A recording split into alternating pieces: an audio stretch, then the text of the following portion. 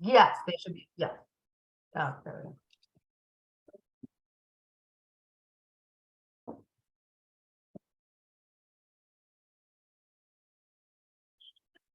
go. We see everybody coming in. Welcome, everyone.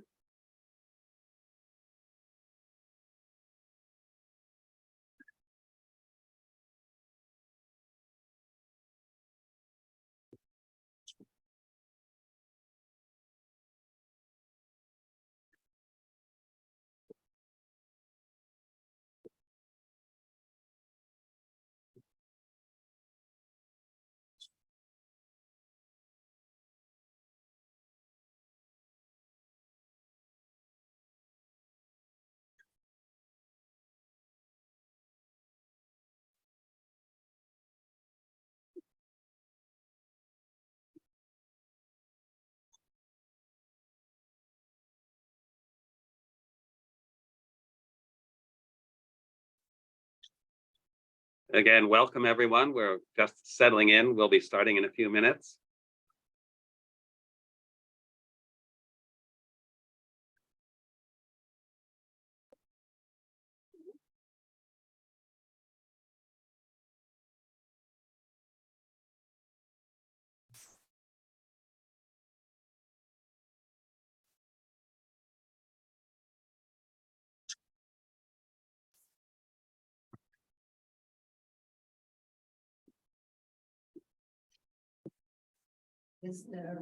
Yeah, hold on one second.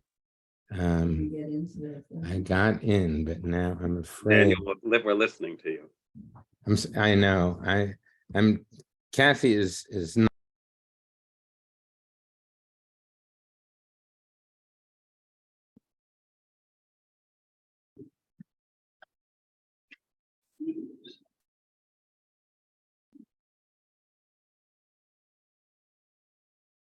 Hello, everyone. It's just turned 7 o'clock. We'll be starting in a few minutes.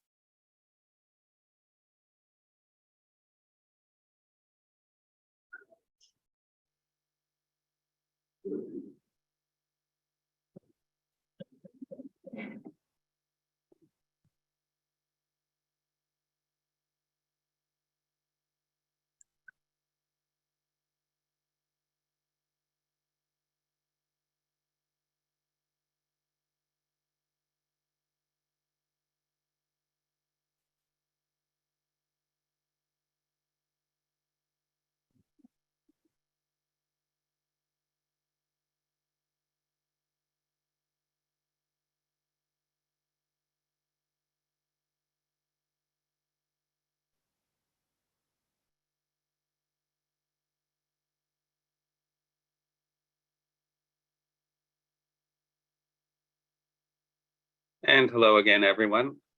We'll be starting in a few minutes.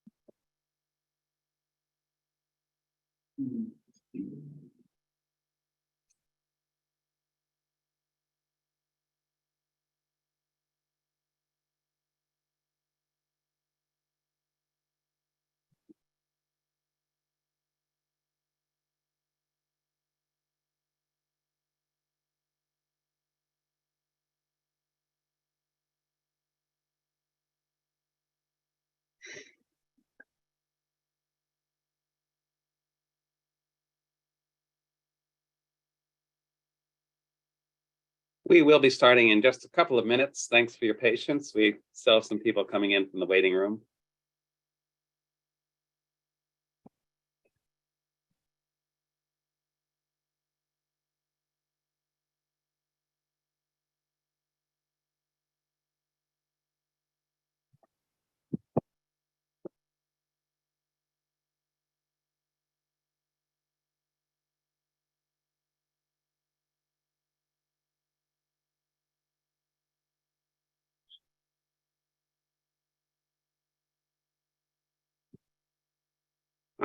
Stacy, I'm just going to ask you this question directly.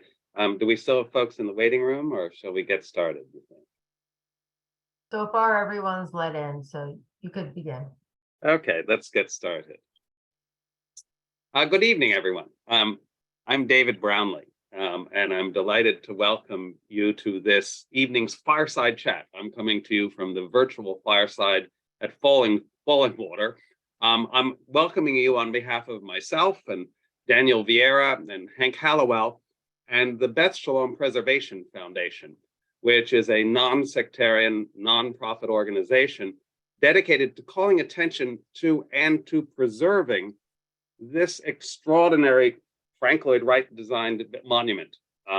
This building here in, I'm just having a little trouble. Oh, I know what I better do. Click on this. This extraordinary Frank Lloyd Wright designed roadside attraction in Elkins Park, the Beth Shalom Synagogue, which was completed in 1959. Find out more at bethshalompreservation.org. Tonight, we're very pleased to be collaborating with the Museum of the Antique Automobiles. The Museum of the Antique Automobile Club of America. Find out more about them at aacamuseum.org. And Hank Hallowell is actually in their galleries at this very moment. You can see him there. My goal is going to be to, first of all, place Beth Shalom in the context of Frank Lloyd Wright's serious love affair. More than a love affair, really, a marriage with automobiles. Like the big, graceful cars that he depicted in his rendering of the synagogue that you see on the right-hand side. We tried to recreate that picture last October with an invitational auto show that you can see on the left-hand side.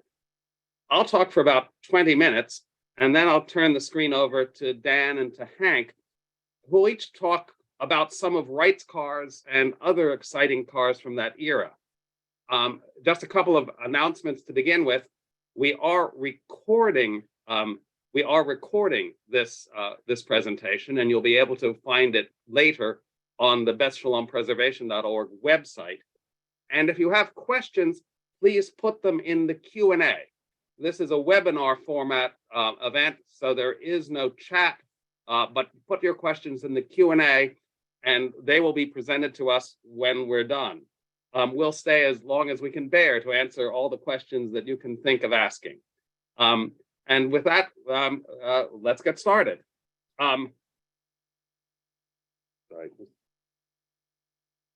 Frank Lloyd Wright drove into the 1950s with both hands on the wheel, so to speak. He loved cars. He owned 85 of them in his lifetime.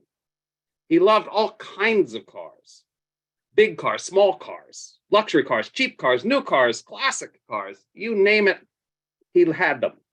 Here he is in the early 1950s with his third wife, Olga Vanna, in a vintage 1937 British AC Roadster. At the age of 70, by the way, he had given up driving himself, and Olga Vanna did the driving. He believed the physical shape and the spiritual character of America should be defined by the car. There are accounts from the first years of the 20th century of Frank Lloyd Wright in his car, shattering the tranquility of his neighborhood in Oak Park, the Chicago suburb where he built his first house and launched his career.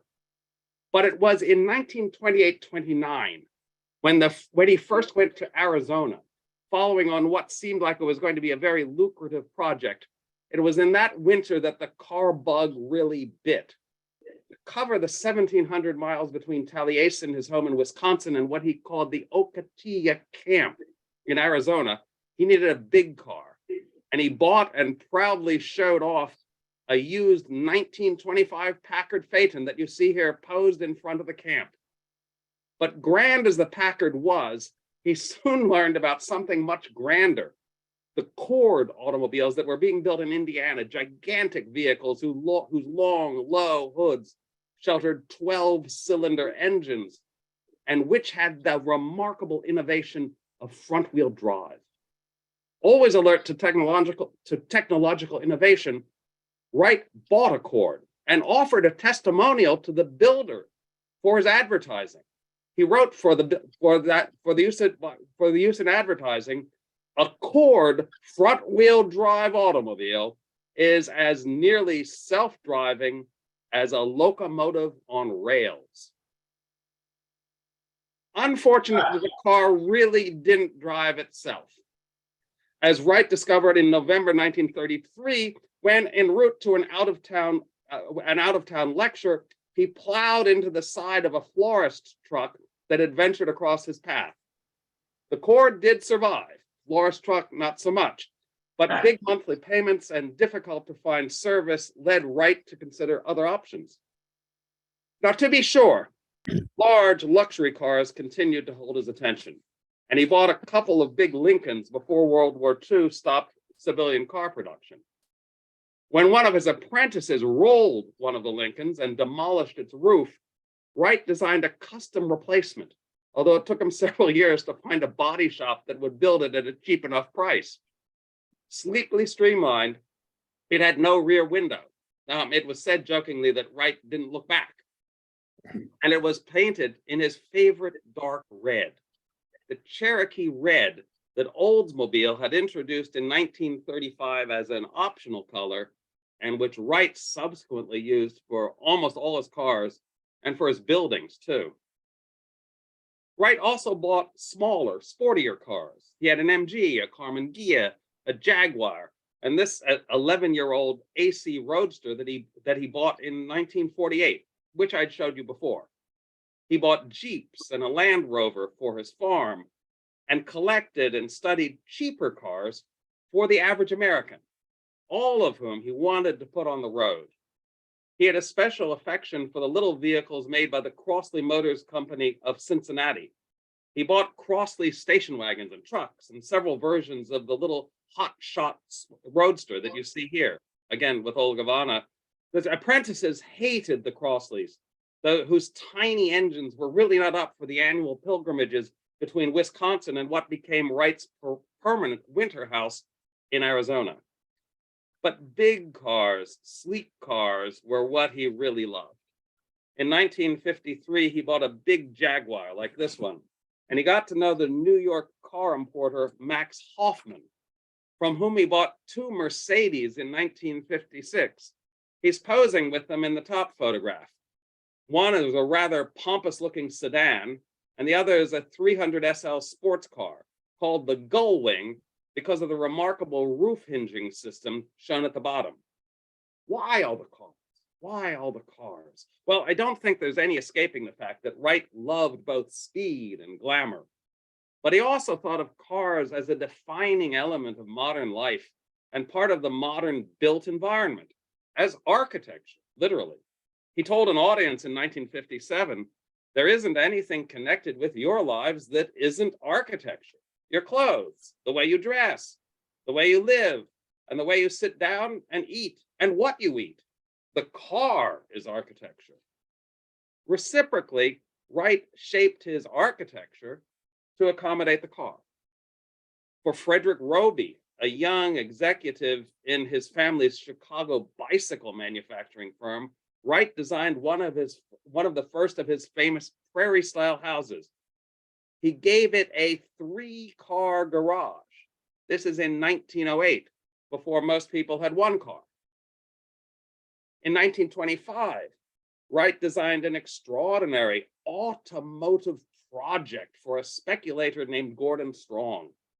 It was to be an automobile objective, beckoning to motorists from the Maryland hilltop which Strong had proposed to build it on, luring them to come up the hill and then ascend the spiral ziggurat up to the rooftop viewing station. Somewhat contradictorily, beneath their feet would be a domed planetarium. Automobiles were the essential technology of the suburb, too, and Wright was probably the only great artist of the American suburb, and he tried to be its philosopher, too. He championed a decentralized, independent way of life for the citizens of what he called Usonia, his name for the United States, which he borrowed from Esperanto without apparently knowing it. In the 1930s, he focused his attention on creating the perfect Usonian house, what we recognize as a suburban ranch house. Early in his experimentation in 1934, he created this house for Nancy and Malcolm Willie in Minneapolis. It turns a cold shoulder and a carport, which Wright claims that he invented, to its suburban street at the top left, while opening, and it's marked in yellow in the plan at the bottom left, while opening a wall of glass to the garden. Inside the house are tiny bedrooms, but a big open space for dining and living with a fireplace. Wright wrote, "A modest house, this Usonian house, a dwelling place that has no feeling at all for the grand, except as the house extends itself in the flat, parallel to the ground. It will be a companion to the horizon." It cost only $10,000. And by 1938, he had developed cheaper construction systems that meant that Usonian houses could be built for $5,500. And of course, Wright also designed other architecture that was central to automobiling. Filling stations were one thing. The one in color here was created for the Tidal company, Tidewater Oil, in the 1920s. It was intended to be mass produced. The other one is a Phillips station from the 50s, also intended for mass production.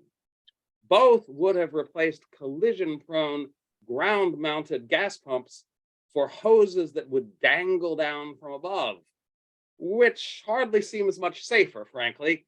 And when he finally got to build a real gas station in Minnesota, it was equipped with conventional pumps on the ground.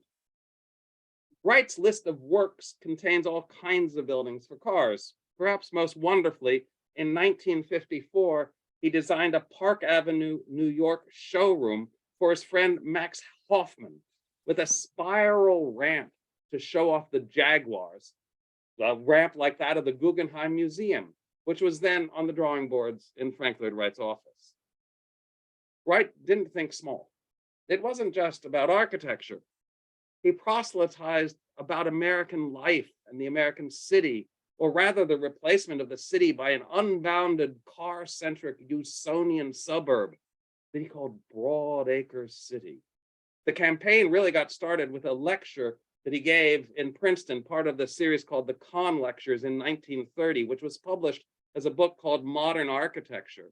In it, he declared that the city was a persistent form of social disease, and he bewailed the herd instinct of city dwellers.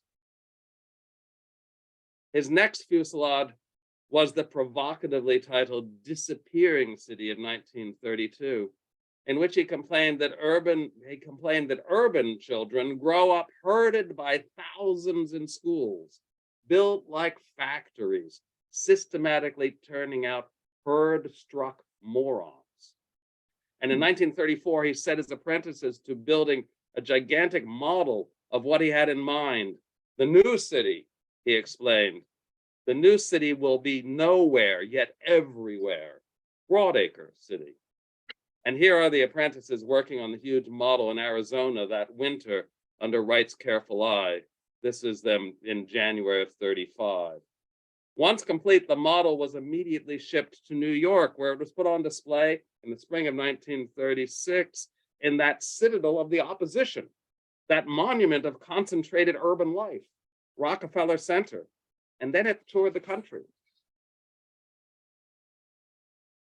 Today, that model is back in the Museum of Modern Art in New York, where it was recently put on display, or a couple of years ago. Wright continued to push this vision with 2 more books, the last of which, The Living City, was published just a year before his death, when Beth Shalom was nearing completion.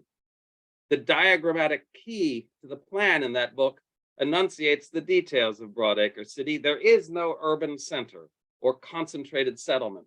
Public buildings for worship, for government, for education and recreation are scattered across the landscape, along with little farms and small industry and orchards.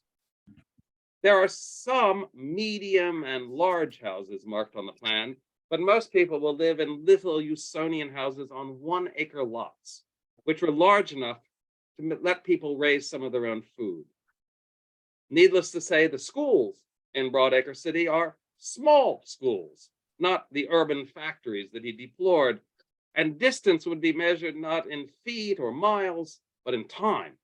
The time needed to whisk from home to work, to church and back, perhaps in one's private and lethal-looking helicopter, but more likely in a car, an inexpensive descendant of the Crosley, perhaps, or perhaps in one of Wright's fancifully designed 3-wheeler road machines, inspired, he said, by the tractors on his family farm in Wisconsin. He complained that most American cars of the day are designed like shoeboxes going down the highway, but a car should be designed with sleek lines, like a fish in a school of fish. He imagined all kinds of automobile-oriented architecture for Broadacres City, most of which we would probably classify as roadside architecture, or in the terms we use today, as the architecture of the Strip. He designed several roadside motels during this period, including this one that resembled a squadron of flying saucers. Theater was one of Wright's passions, and Broadacres City would have a new theater of the latest kind with a rotating thrust stage, partly encircled by the audience. Wright's executed projects of this period also need to be placed on the map. He certainly conceived of them as being part of Broadacres City. The Johnson Wax headquarters and research tower in suburban Racine, Wisconsin, should be interpreted as his model suburban workplace, with a huge workroom in which the spirit of a family would be extended to the corporate community. The curved, warm-colored exterior and the interior system of concrete columns in the form of lily pads may seem organic, naturalistic, but also more like a car. I'm sorry. What did I just do? Sorry. Those shapes also complemented the smooth contours of the automobiles that the workers drove in and then parked in spots amongst the lily pads. I'm sorry, I've gone ahead to one. The lily pads, cars parked among the lily pads that you see at the bottom left. Government services in Broadacres City would be a drive-in business, as Wright modeled in another flying saucer-like building, the Civic Center from Marin County, which was only completed after his death. You would drive in under the building to drop off your tax remittance, and who knows, maybe even your ballot, and park nearby if you have work that really makes you go inside.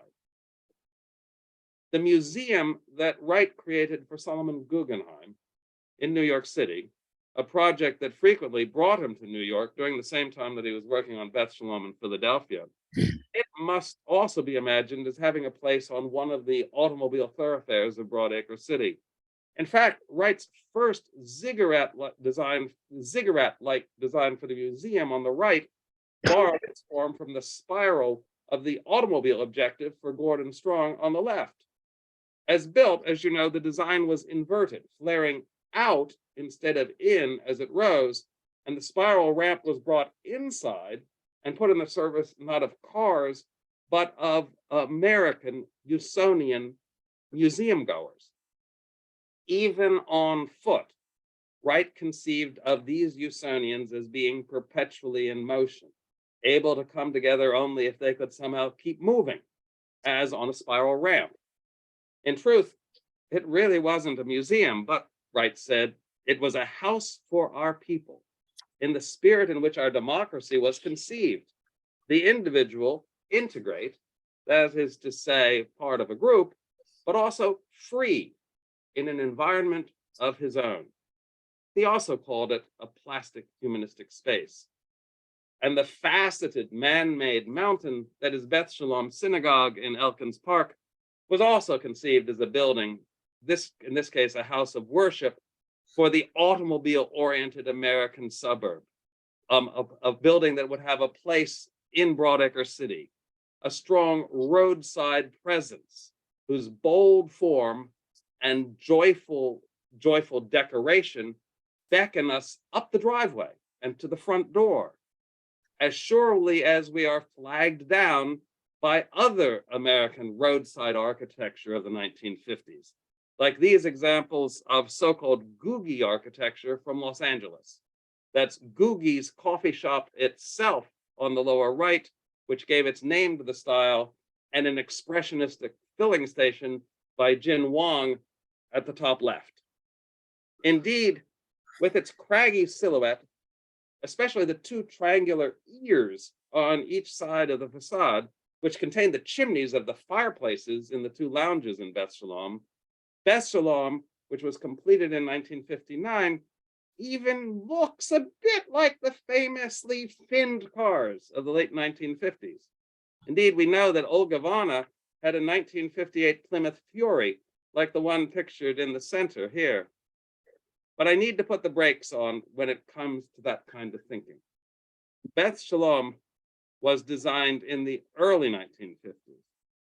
And when Wright sketched its exterior with the front driveway filled with cars in 1954, he did not depict vehicles with preposterous non-functional flaps that looked like fish's fins, but with sleek-bodied beauties that really looked like, as he said, fish in a school of fish. His models for automotive design were more his models were more like the Jaguar that he bought in 1953, mighty but imperturbably serene. And so it should not come as a surprise that once Frank Lloyd Wright has attracted us to Beth Shalom and induced us to get out of our cars and go inside, the experience beneath its marvelous translucent tent-like roof will not be all flash and dazzle. He is going to serve us something more spiritual, more substantial than a cup of coffee or a tank of gas. Frank Lloyd Wright's architecture stands on the roadside, but it stands in an important place in our culture in a broader sense as well. And with that, I'm going to turn things over now to Dan and Hank. And let me say again, if you're joining us now, we will be recording this program, and you'll be able to see it later on the BethShalomPreservation.org website. And if you have any questions, please put them in the Q&A, and we'll get to them. And we'll get to them at the end of the program, and we'll stay around and answer questions for as long as we all can bear it. We're now going to turn the program over to Dan and Hank rather.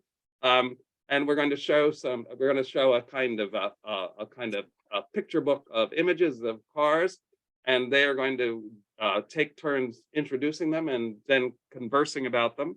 Let me introduce them both briefly for you. Hank Hallowell is a retired communications consultant. He's a collector of antique wooden motorboats and also stylish automobiles. He's the former president of the Museum of the Antique Automobile Club of America, and he is in fact seated in their galleries in Hershey, Pennsylvania at this moment. He's the former president of the museum and he now serves as the chair of the museum's exhibition committee. Dan Vieira is an emeritus professor of architecture from Kent State University, the author of Fill Her Up, an architectural history of America's gas stations.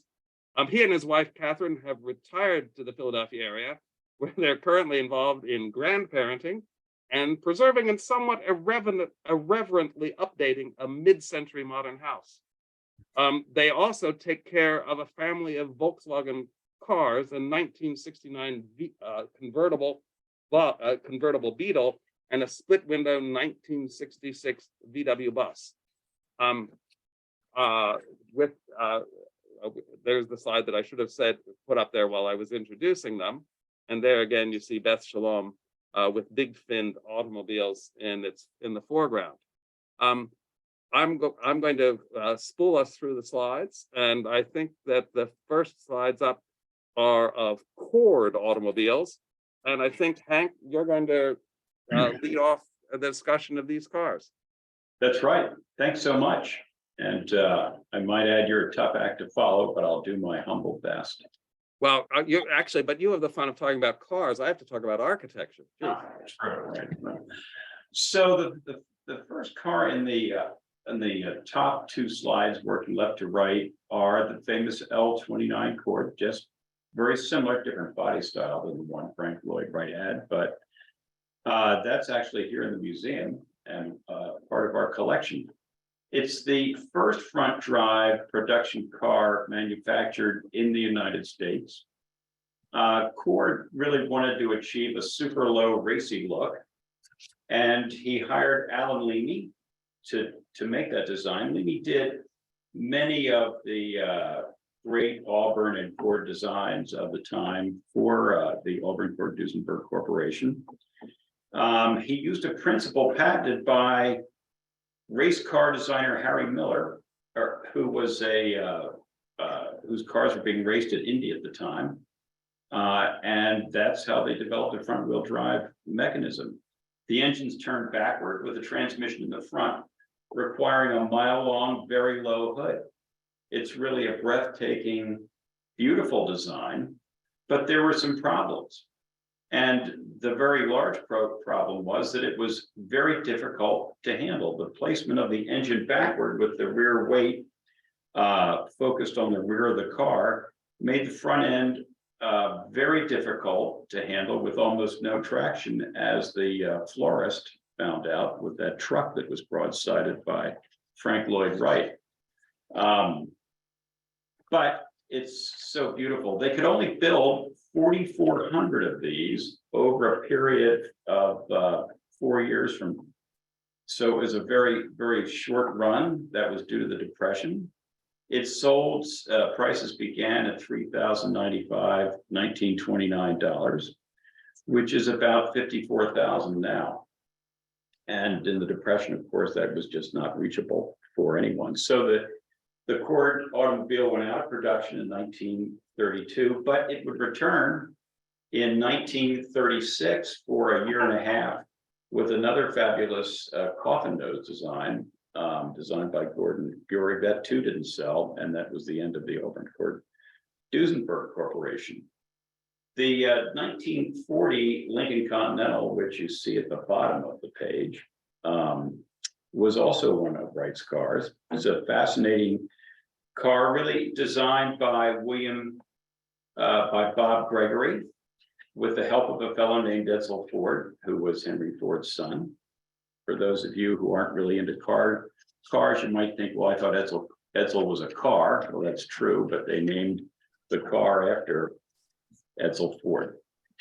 Edsel was into design, unlike his father, and had Bob Gregory literally chop and channel a Lincoln Zephyr of the time to lower it, because it was all about looks. They removed all the trim to give it a clean line. There was no room for the spare in the trunk, so they quickly threw it on the back and accidentally created the famous Continental kit, which would go on for decades after this. And Edsel took the prototype to Florida. It was just meant as a one-off for him to enjoy. So he took it to Florida, had an overwhelming reaction, and ordered it into production. You know, it's good to be a Ford, because you get to just order things into production if you'd like to have them. So that's exactly what he did. And he created, really by accident, an iconic car that soldiered on after the war, and of course, all the way into today's Mark series, because everything with a Lincoln is called a Mark something or other. And that's where we are today. Dan? Okay. I'm going to very quickly take us back to Broadacres City, and the first two cars I'm going to talk about, kind of with Hank in the middle, are the Crosley and the Volkswagen. And the reason for these two cars is they really are the cars that Wright experimented with. He had 16 Crosleys, 8 different models. He had half as many Volkswagens, but they were the car, as I see it, that he really envisioned for Broadacre City. And another way of looking at Broadacre City was a realization, at least in Wright's mind, of the Thomas Jefferson's rural agrarian ideal that was modified to allow for the automobile. So he saw the car as playing a central role in the basically somewhat anti-industrial America that he saw emerging. The Crosley is really the first of these cars. He was the biggest advocate for Crosley, having, as I said, 16 of them, but he was among Humphrey Bogart, Gloria Swanson, Art Linkletter, and Dwight Eisenhower, who counted themselves as proud owners of Crosleys. Quickly, kind of, the Crosley really came about as the creation of Powell Crosley, who already had made his fortune as a radio and an appliance manufacturer. He believed that there was room in the market for a small car that was small enough to be sold at a local appliance store, small enough to be rolled out the door of the appliance store, and small enough to be worked side by side with a broken washing machine in the back of the appliance store. So he really envisioned this as an appliance for, to use Wright's terms, for Broadacre City. Later models included many, many variations. So it could be a farm to market truck, as you see in the upper right, down to a sporty roadster, as you see on the upper left. And you see the lower three slides are the Wright family using their Crosleys. Crosley ceased production in '52, and I will turn it back over to Hank before we talk about the car that made its way from Hitler to hippies. Whoa, which this is the entire slideshow. We can all go home now. So it's now post-war America. It's hard for us, I think, today to understand that America was literally closed down in 42, 3, 4, and 5. There was no consumer production of anything of that type. So in 46, car companies all scrambled just to get something out of the door, and they were all really pre-war cars warmed over for the American market. But it was a scramble to get the first all-new post-war design out. And things were modeled right around wartime themes. So in the upper left, that's a Studebaker 1947 Starlight Coupe, and their motto was their first by far with a post-war car, and they were. That was one of their problems, really, because they came out so early with a post-war car, and they were ahead of everyone at a time. Really, frankly, you didn't need to be ahead of anyone. You could just continue to produce whatever you wanted to because there was a horrendous car shortage. You'll notice that there are no front fenders. There's a slab side design. Everything is integrated and very kind of space age looking and fleet. Next to it is the 50 Studebaker. And of course, that's a Raymond Loewy design, famous automobile designer of both pre and post-war the United States. I think his final automotive design was the Avanti.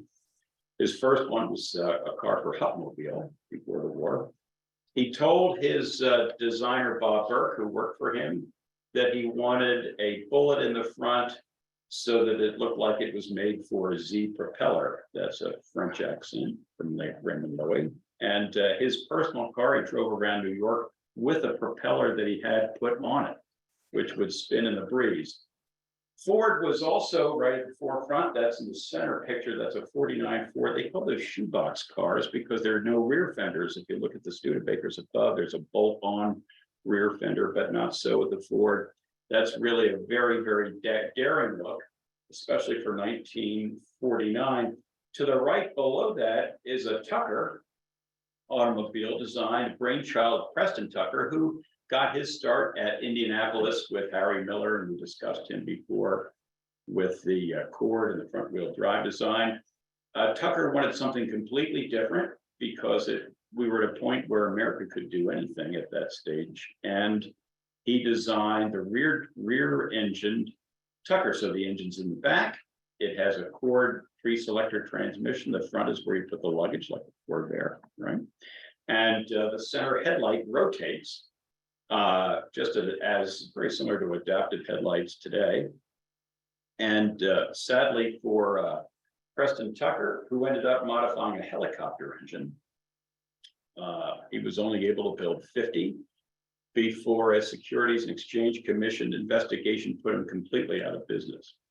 So that's the beginning of really the next slide I think we want to go to. I just dated myself calling them slides. Can we go to the next image? David? Well, if we had the next image up, what we'd be looking at would be a sheet of Cadillacs. There we go. So the upper left, that is a 48 Cadillac. Again, remember we're in the post-war era here, and we're trying to make things look streamlined and like aircraft. And that's a huge theme for the rest of the 50s and really in through the 60s. So they got the idea of copying. One of the designers happened to go to the airport, and he was looking at the back of a P-38 airplane. And he grafted the P-38 rear end onto the rear quarter panels of a Cadillac because he thought it just looked really cool, and it does. But what he didn't know was he was starting the entire tail fin craze. And it goes all the way back to 1948. So you see a quick progression there, 54, 55, 56, 57, 58, and 59. And Dan will get into that, but that's really what the origins of the tail fin became. It was right after the war. Planes were the issue, and that's what GIs were thinking about. So that's how America responded. And the next page, if we can get to that, is how Chrysler responded to that. They were the other ones who went that same route. So that's what we have to look forward to with Dan's talk. Dan? Okay, thank you. But before we get to fins, we get to more of the type of car that we saw in the Frank Lloyd Wright renderings. And what the Crosley lacked in staying power was more than made up for in the VW Bug and its cousins, the bus and the Combi truck. The Bug is the longest running and most manufactured of any single car, surpassing significantly Henry Ford's Model T. And I wanted to begin with some inauspicious beginnings. What began as an unrealized Nazi prestige project in the pre-World War II era ended up as an icon of counterculture and, in turn, popular culture in post-war America. In 1934, Hitler gave the order for a people's car that he believed would spread auto ownership in Germany much the same way that the Model T had in the US, which he had a uncanny admiration for. The idea of the people's car, however, predates Hitler, and in fact existed since the mass production of cars was introduced. There are conflicting claims given credence by successful patent infringement litigation that Ferdinand Porsche, working under contract for the German government, in fact, created an amalgam of previous works by others. And here we see the full assortment of them, ranging from the Austro-Hungarian automotive engineer, Bela Barányi, to the Austrian car designer, Hans Lederwinkel. Some of these early designers, ironically, were Jewish. But we see here the sources or the precursors of the Volkswagen that you see in the lower right. Hitler insisted on a basic vehicle that could transport 2 adults and 3 children, or in turn, 2 soldiers and 1 machine gun at a speed of 100 kilometers per hour, while not using more than 7 liters of fuel per 100 kilometers. So he insisted on a series of things. The engines had to be powerful enough to sustain a cruising speed on Germany's autobahns. Everything had to be designed to ensure parts could quickly and inexpensively be exchanged. The engine had to be air-cooled because, as Hitler said, not every country doctor had his own heated car garage. So there, the outline specs of the Volkswagen. Next, David? Yeah, I'm working on it. Okay. Well, I'm delinquent myself. So when our next slide will be the prototype that Ferdinand Porsche presented Hitler with in 1934. Well, in 1934. This is, I believe, a 1934 prototype. Let's go on to the next.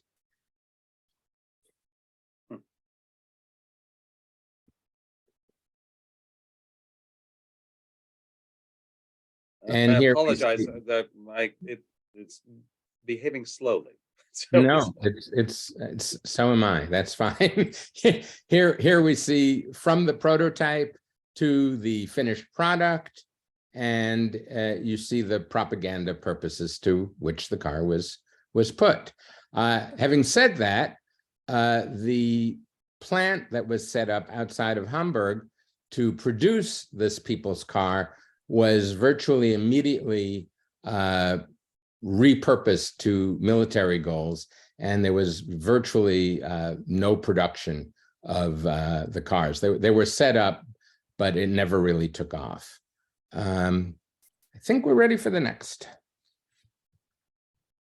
And then finally, ironically, quite ironically, it was the English who managed to make the efficient production of Volkswagens take place, as the Volkswagen factory was set up in the occupied portion of Germany by the English, and it was, and here we see the plant reopening.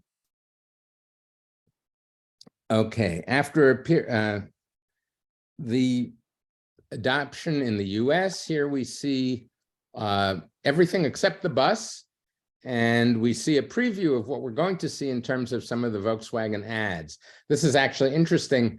It's ugly, but it gets you there is near the end of a trail of ads that got increasingly kind of rambunctious in a way.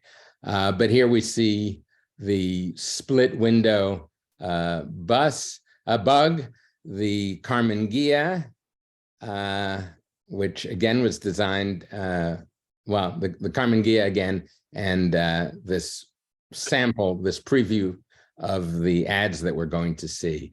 I think next is going to be the actual very slow progression of the Beetle. And we see tiny changes made very, very incrementally, so that by the time we get to the mid-50s, the bug is very similar to the immediate post-war bug, in fact, to the first production bugs. And we see that Frank Lloyd Wright owned 4 VWs. In 1956, he owned a bug, a bus, and a Karmann Ghia, and a pickup, which was a variation on the bus.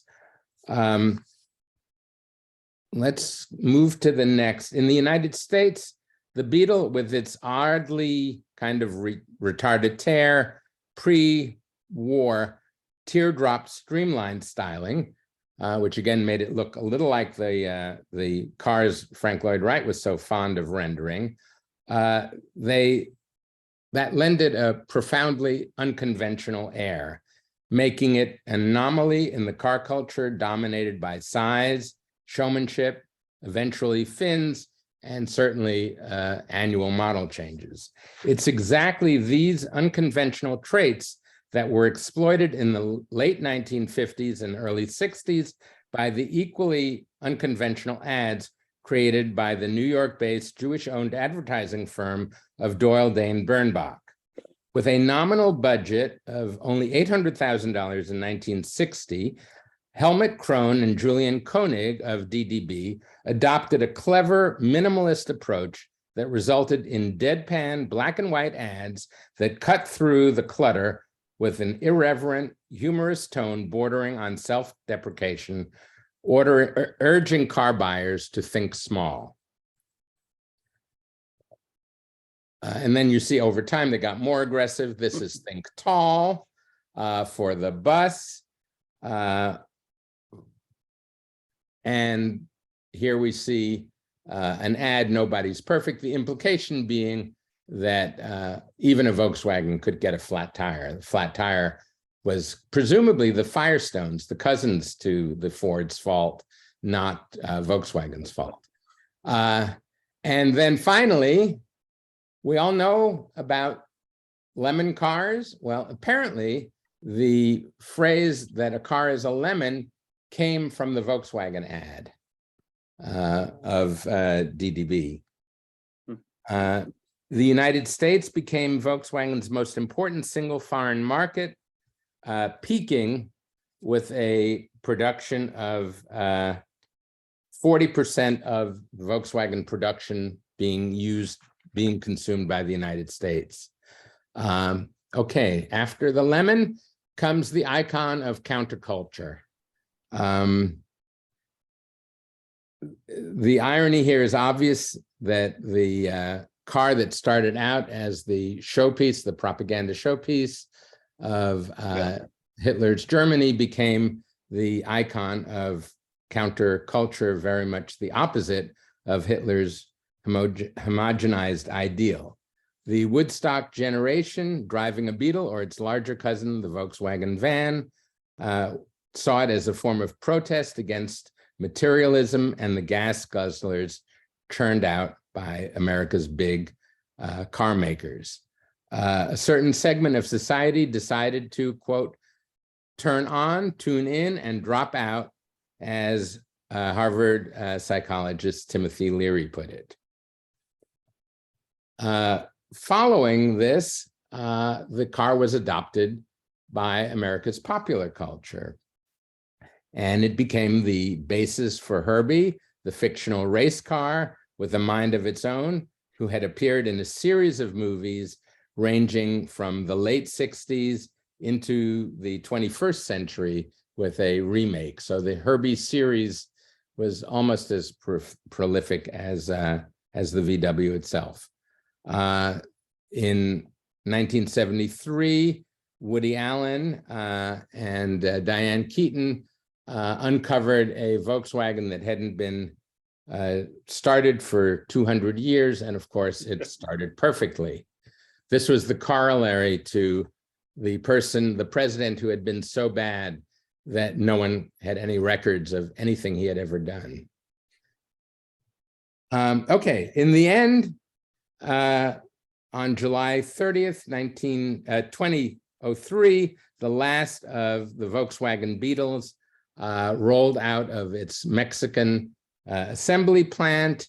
And then as a postscript to that, the next shows the reasonably short-lived VW, the retro Beetle, which in 1998, under the leadership of Ferdinand Pike, who was Ferdinand Porsche's grandson and he was CEO of VW. And under his leadership, they made they resurrected a retro version of the Beetle that was built on a modified golf platform and recalled some of the cute, unconventional forms of the original Beetle. Okay, Hank. Oh, so- Oh, there we go. A bunch of side-by-sides. And now I think on to something bigger. So we're going to go back to post-war United States, where the manufacturers, as we saw, were focused on creating cars that looked like planes with tail fins and bullets in the front. But the GIs saw in England during World War II all of the English sports cars and fell in love. And they fell in love with the MGs and the Jaguars. And when they got back here, they soon demanded sports cars, and that began the importation craze of the 50s with European vehicles, specifically the MG and the Jag from Great Britain. In the meantime, though, American car manufacturers quickly tried to answer the needs. So if we look at this page, everyone thinks, of course, of the early Corvette. That's a 53 Corvette in polo white in the upper left-hand corner, sadly powered by a straight 6-cylinder engine that really didn't have power to pull the hat off your head. Next to it is a Hudson Italia that was from the Hudson Motor Company in Detroit. It was one of their very last gasp items to try to give their company a halo car that would hopefully rub off on the rest of the line, which of course it didn't. Next is the Muntz Jet. Now, what in the world is that?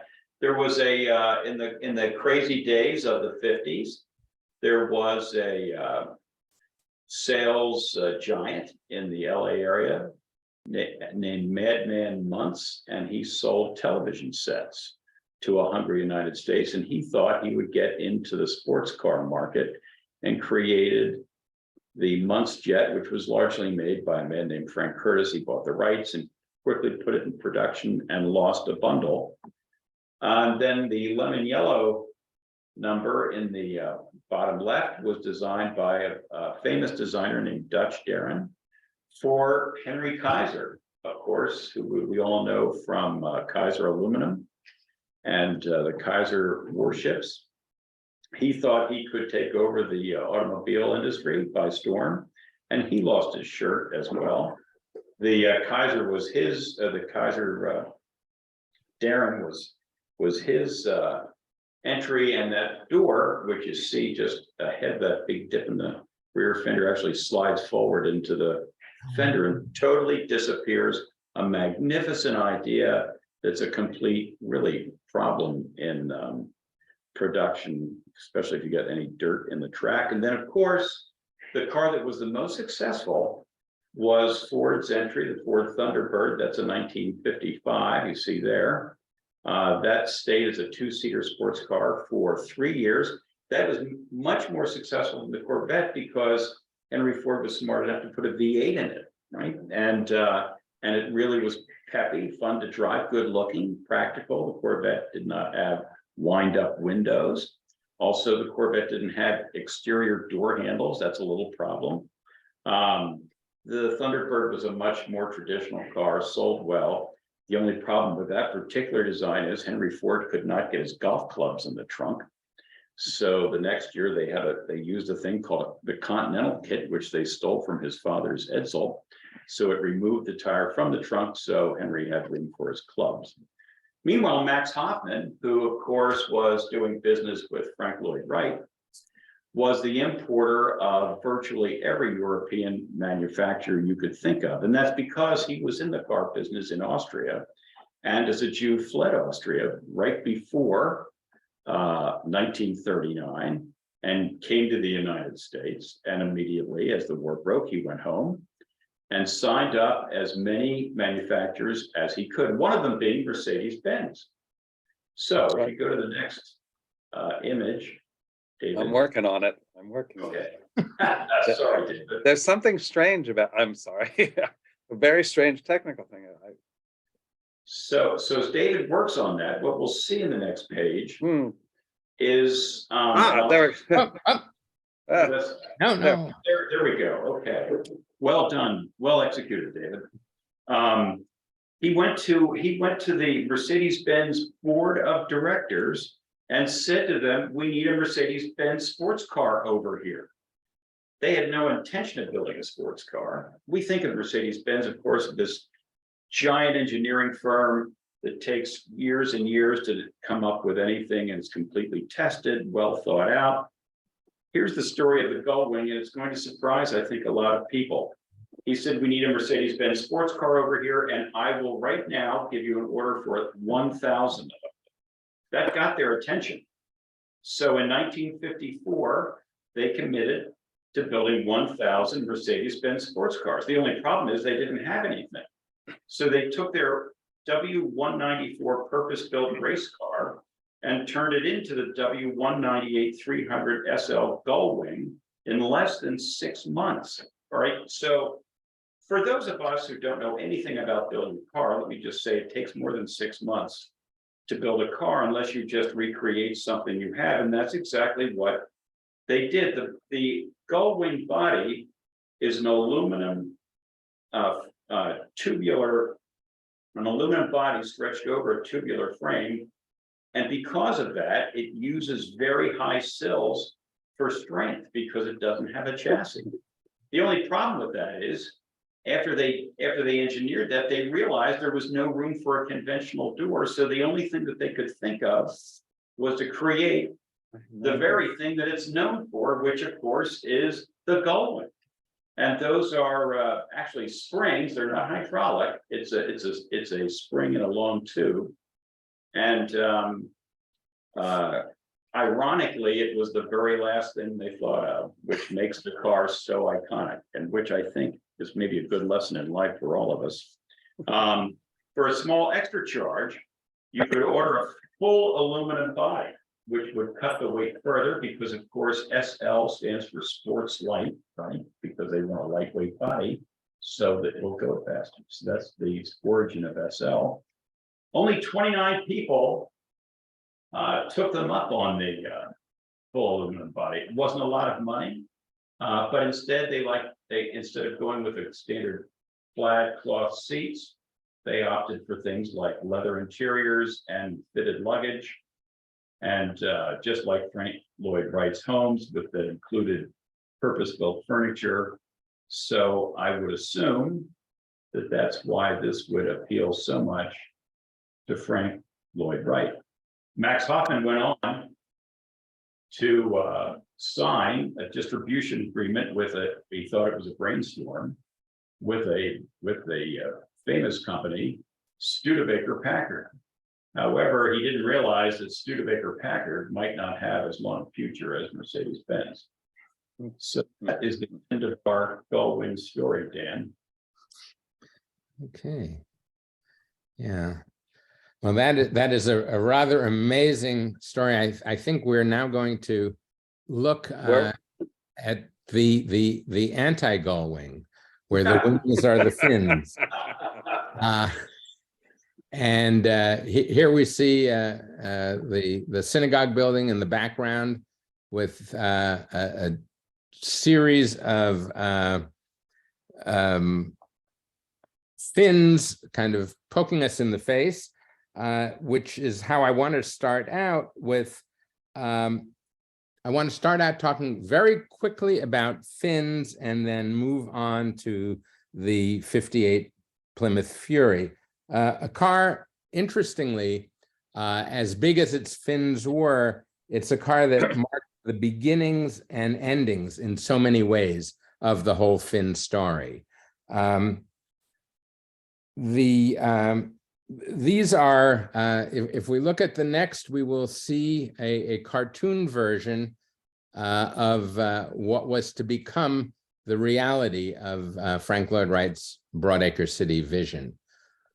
So here we see the fins are strongly implied, and especially in the lower right, what Osbert Lancaster calls Coca Colonial, where we have in concept not a phenomenon that different than Broadacre City. In reality, the visual aspects of it are quite different.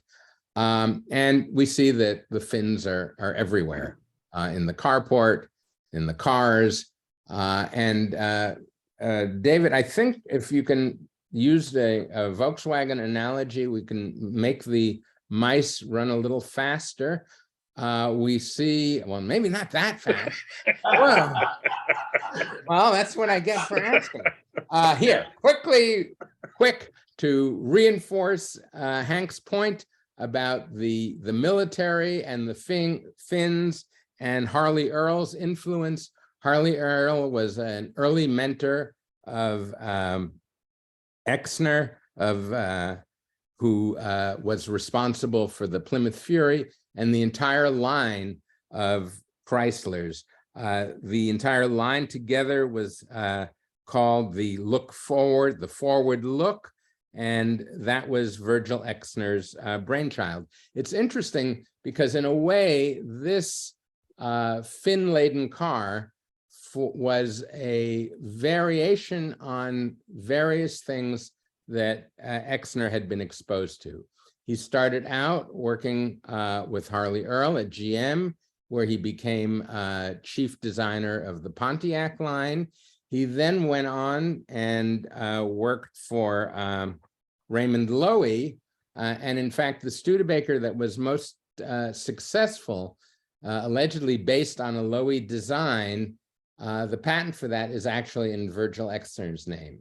So when you took all the chrome off and you made a simpler, maybe it's the other way around, but a version of what we commonly consider to be Raymond Loewy's Studebaker was actually Virgil Exner's. Anyway, Virgil Exner saw this in his background. By the time he came to Chrysler, now we can race through. He was somewhat obsessed with fins, the idea that a fin implied forward motion, that a low roof line implied an aerodynamic quality. And here we see a prototype and an actual Chrysler in the lower image. And here the one that I still think looks amazingly like Beth Shalom from the rear. Although to give David his due, obviously Virgil Exner saw Beth Shalom, not the other way around. So on that note, I think we have one or two more images of the Chrysler Fury. We all can probably remember, or many of us, maybe only a few of us can remember Leave It to Beaver. But the Beaver, the Cleaver family had— Mrs. Cleaver. Yes, she had all of the, every year the show ran, they had a current model Plymouth that they could pull into the driveway, and the Plymouth often figured prominently in the show. And here Those 62s are so hideous. they got a little out of hand. And part of that was just the last tribute to Virgil Exner was that because industrial espionage being what it was, GM, when they understood what Virgil Exner's lineup for Plymouth was, for Chrysler was, they got so panicked that at the last minute they had their designers redesign from the Chevy to the Cadillac so that it could compete with the finned car for everyone designed by Virgil Exner. So I think that gets us to the end of the story of the Plymouth, and back to Hank. I don't think I have anything to add, actually, at this point. I think we can go to Q&A at this point, unless. How about these new cars? These are great fins. I thought. Well, okay, so Wonderful we have fins. These are kind of the apex, I think, of the fin, Dan. 59 Cadillac in the upper left. That was really a reaction to the 57 Imperial. Then we have a 61 Imperial on the other side. That's Chrysler's reaction to the 59 Cadillac. The only problem at that point was fins were going the other way. One dealer in Iowa actually cut the fins of the car off with a chainsaw and put a piece of chrome over the top and sent the picture to Chrysler Corporation. So that's why the 62s have absolutely no fin. That's a 59 back wing Chevrolet in the center, another iconic fin design from Chevrolet. Then we have a car that looks mad at you from any direction. That's a 4-finned car. That's the 59 Buick. So it has fins in the front where the headlights are and fins in the back where the taillights are. But it just looks very, very unhappy. And it was the perfect car for Lieutenant Tragg to drive at Perry Mason.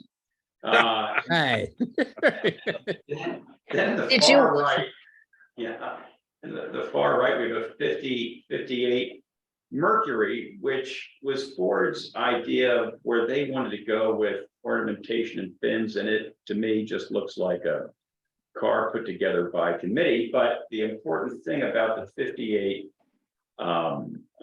Mercury, if you look at the rear window, it's canted backward. And you think, well, why is that? That's because it goes down like a station wagon. And that gave you fabulous ventilation, and they referred to that, even though it was ugly as sin, I think, from a design standpoint, as the breezeway rear window. So that car that we're looking at, that Mercury, has everything you can imagine slapped on it. Aftermarket fender skirts, an aftermarket Continental kit, all of which, frankly, I kind of loathe, but that's the end of it. Maybe that's a kind of down note on which we will end, but then try to ascend rapidly afterwards. Folks, keep putting your questions into the Q&A. I'm going to stop sharing so that our smiling faces get bigger. And Stacy, do you want to put us? Do you want to pose the questions to us? Yep, I have them. Can you hear me? Yes. Great. The first question from Lee is 2 parts. Did Wright pay for cars? Next, did he seek to get them donated? It's actually, it turns out I don't know all the details of this, but it seems to be a matter of some controversy. He did pay for cars, reluctantly. And there are some stories of him falling behind on payments, because the truth of the matter is his Ryan, architectural practice if was this not does very not end, profitable. I'm Sorry? gonna have to. Jill, we're hearing you Yes, talking. I'm going. Yes, apologies. Okay. You want me to continue to answer the question? Oh, sure. I didn't know if you wanted me to go to the next question. Well, maybe after I finish Go that ahead. first one. Yeah, You know. go ahead. But the long and the short of it is, we do believe that Max Hoffman gave him at least one car, but he was under the impression that he was paying for the car by designing the showroom for him. But there isn't really a very clear chain of evidence on that. Next question, Jill. Sorry.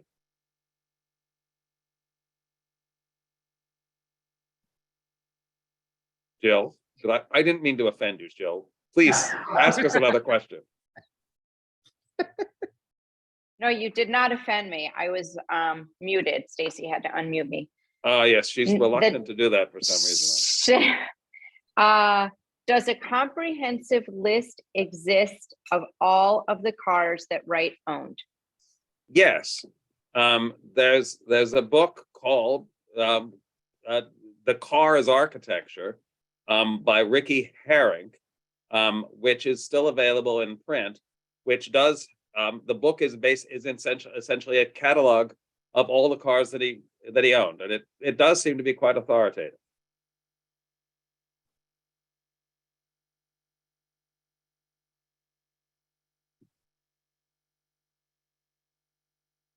That is the last question.